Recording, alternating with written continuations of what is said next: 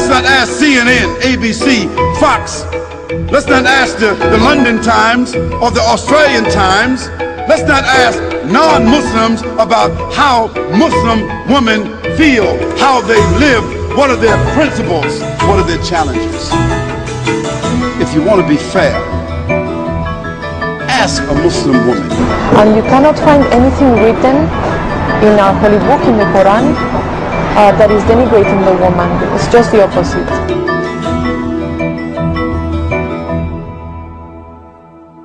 I have frequently referred to this book as what should have been the guidebook for women's liberation movement in this country.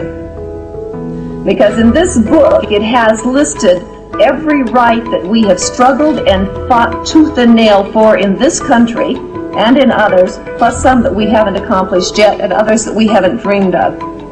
One thing that was given by God that we are fighting for right now in this country is equal pay. Hey, it's in there. Right there. It's in there, and it's for God. God-given rights, not man's. God-given rights. The right to vote, the right to own property. And yes, we have a soul, and yes, we go to heaven. We have every right that a man has. We may be different, but that doesn't make us not equal. Our difference makes us unique and special. But we are still totally and completely equal. God made woman to be the proper companion of man. She is different, but equal. Equal!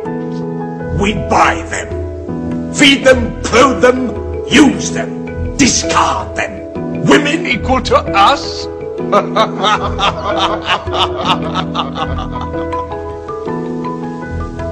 God created man from one male and one female. How? You must respect in all women the womb that bore you.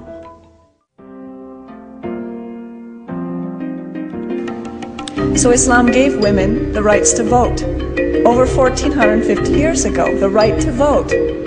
Does anyone know in this audience when we got the right to vote in this country, this advanced, very free country? When did women start voting here? Anybody know? Maybe you know. Early 1900s, in my mother's lifetime. Can you believe that this advanced society that we say is the freedom of the world lies, we're like the belt of freedom is held by America? No. Women couldn't even vote until my grandmother was of voting age. Also inheritance. In this country, women could not inherit property in the southeastern United States, places like Georgia and Alabama and Mississippi, until my generation.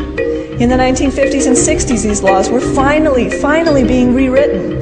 And I know that you who weren't raised here don't have an appreciation for just how bad the status of women was in this country, even up till today. You all have such a wonderful thing that you're raised Muslim or that you carry Islam. You have rights that women in this country never dreamed of until perhaps this generation. And you've had them for 1,400 and some years. 1,400 and some years. 1,400 and some years. 1,400 and some years. Generally, a common misconception about my hijab is that I'm oppressed and that I have to ask a man permission anytime I want to do something, and we usually crack jokes about that because we all know that it's not true. They think that the men force women to wear that kind of hijab, but in reality it's not at all that way, and the whole world changes. You see how men all of a sudden start respecting you. You have some sort of respect. I'm not a distraction for them. Instead, they're more engaged in business, they're more engaged into how educated I am, they're more engaged into my soul. People like us for our personality rather than, how good I look. I don't think the hijab has ever held me back from doing what I want. I've been here 4 years and I've never had trouble. No one has ever looked at me differently. It's been great.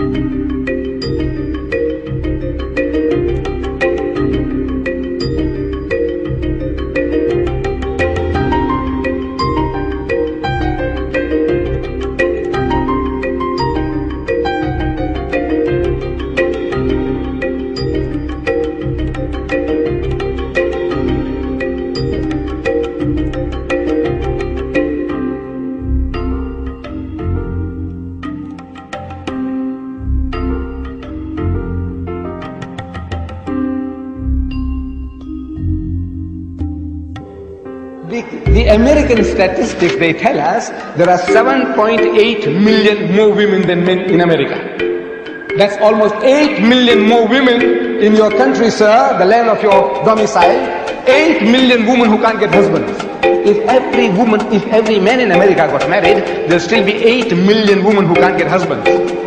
You Americans, you have a problem. You Britisher, you have a problem. You French, you have a problem. You Germans, you have a problem. And to these, there are no solutions in your book. No solution. Islam gives an answer to the problem. The Quran says, marry women of your choice by 2s and 3s and 4s. But if you cannot do justice between them, marry only one. I'm saying the only religious book on the face of the earth which has this expression, marry only one, is the Quran. There is no other book on earth.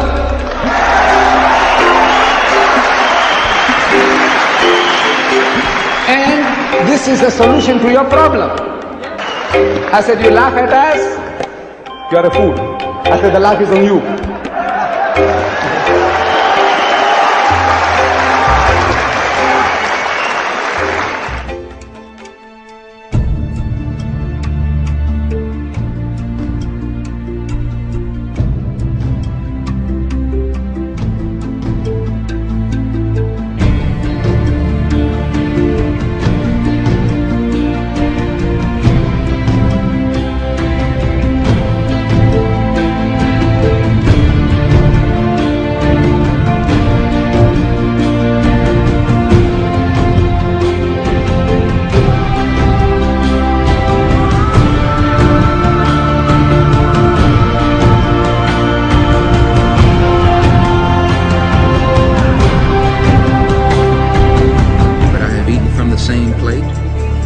Same glass and pray to the same God with fellow Muslims whose eyes were blue, whose hair was blonde, and whose skin was the whitest of white. And we were all brothers, truly, people of all colors and races believing in one God and one humanity.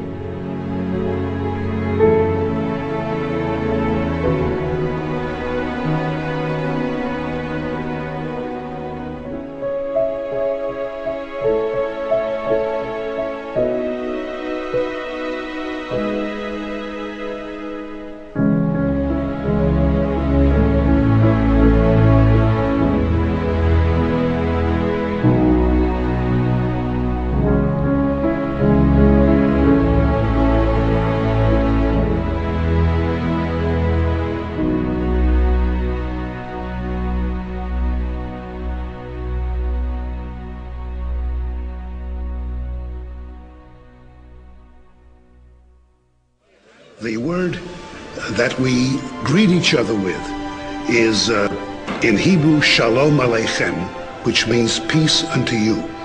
In Arabic, it's exactly the same, Assalamu Alaikum. And I think that's very important because Islam itself, the very name Islam, comes from a root which means peace. Islam comes from the root word salam, which means peace. It also means submitting your will to Allah subhanahu wa ta'ala, to Almighty God. In short, Islam means peace acquired by submitting your will to Allah subhanahu wa ta'ala, to Almighty God. The glorious Quran is the most positive book in the world. It's a proclamation to humanity. It's a fountain of mercy and wisdom. It's so born into the ages. A guide to life. And assurance to